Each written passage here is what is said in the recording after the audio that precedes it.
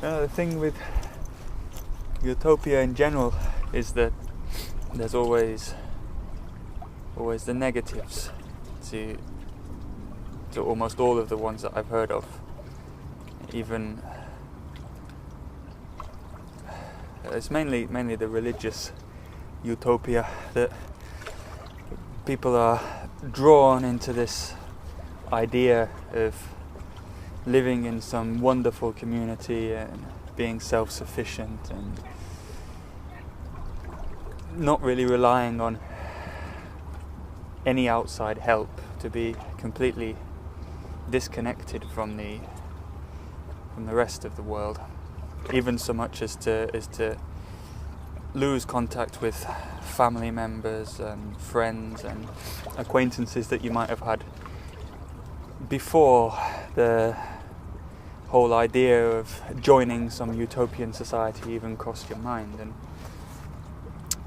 the thing with those is also that it seems to be that there's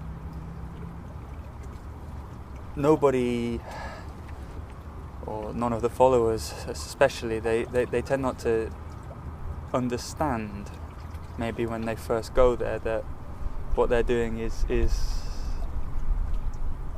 a bit strange and could be classed as dangerous even, or anti-utopian in a way, as to utopia being something to do with the perfect society. And then when they're there, they're completely brainwashed into thinking that yes, this is perfect and what I'm doing is having the most perfect life possible, and dismissing any thoughts of leaving, or so we're told. And whether they do really dismiss any thoughts of leaving is something that I'm not 100% convinced with, because I'm sure that quite a lot of the utopian dictators or leaders, or however they like to be called, probably not dictators, I would imagine, but that they use violence to suppress their followers or their companions in this utopian society that they've built up with some single idea that they've thought that this is the way that I want to live my life, and I need servants. And, well, as Bacon said even in this text, that I can find the things here, että joo, sen lisäksi on suuri joukko palvelijoita ja apulaisia, sekä miehiä että naisia. So that they have their servants, and they have their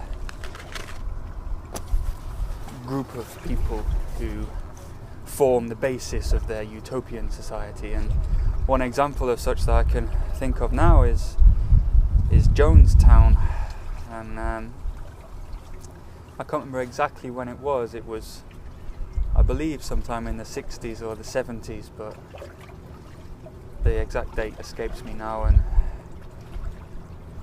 one of these religious places where lots of people went to follow this Mr. Jones, and it only came to being, as most utopias of this type are, that people only ever hear the stories that leak out, and the stories that leak out are very rarely good. And there were tales of beatings and harassment and other such fun things that go on in these places. There was, I think, sexual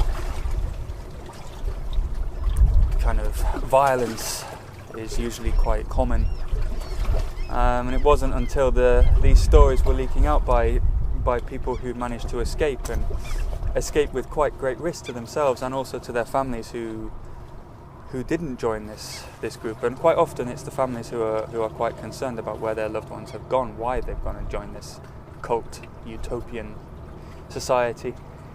And it was this one in particular, this Jonestown, that once the police in America, once the police became more suspicious and more interested in really what was happening in there, that he'd accumulated, this Mr. Jones had accumulated so much money that he decided to move, buy some patch of forest or some island somewhere. Again, the exact detail escapes me now, but somewhere far away in some rainforest, and named it Jonestown. And it was there that these people moved and they lived. And some journalists and some mayor went to visit this Jonestown, and there's a clear symbol that the outsiders were not wanted. They were murdered, apart from one of them on the tarmac of the airport when they were leaving. Then the police, the FBI, went into this Jonestown place and found a lot of dead people. Mr. Jones himself had been shot, supposedly by himself. He supposedly killed himself, but his gun was found 100 or so meters away from his body, so how he managed to shoot himself and throw the gun that far, I don't know. But his followers were, what was reported were that they were told to drink a concoction of Kool-Aid, I think, some form of cough syrup or something along those lines, laced with cyanide, or face execution from the Jonestown's guard. And that was the official story as to what happened. There was pictures of hundreds of people, hundreds of children as well, just lined up in very neat rows in family groups or holding on to each other some way, face down, dead. Now, did they do this? Did they drink this thing or not? The post-mortems were hasty, to say the least. I don't know,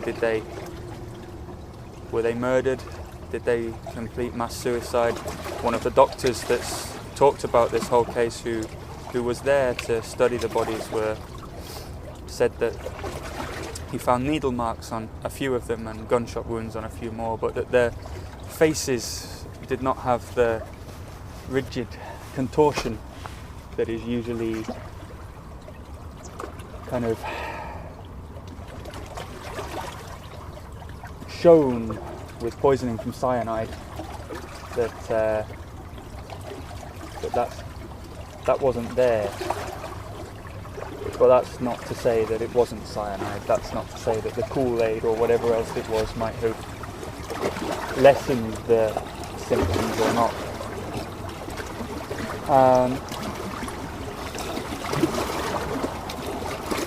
But it's like, was this utopia society? Was it actually a utopian? Was it a very good place? And then was it thought of as being too good and taking the kind of life away from the people who don't live in this utopian society? Was it destroyed from the outside but made it look like it was from the in? I'm not sure. But and of course they're not always religious, these utopians. You have the agrarian utopian society of North Korea, and that seems to be doing quite nicely at the moment. But sarcasm.